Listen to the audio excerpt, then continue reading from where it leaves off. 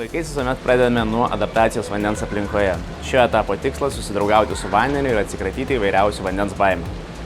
Pirmieji pratimai gali būti paprasti. Pavyzdžiui, mokiniai sėdėdami ant baseino krašto gali kojomis pasipliuškenti vandenyje bei apsipilti save vandenį.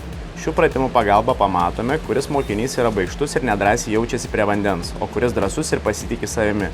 Stebint mokinius, kaip jie įlipa ir išlipa iš vandens, taip pat galima spręsti apie vaikų pasitikėjimą savimi. Taip pat atliekami įvairūs judėjimo baseino dugnų pratimai.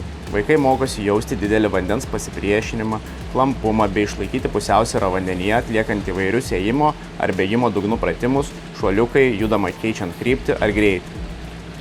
Pamokų metu vaikai yra pratinami nebijoti vandens užtykštančio ant veido tam, kad galėtų nepasimesti ir žinoti, kaip reikia elgtis atvirame telkinyje.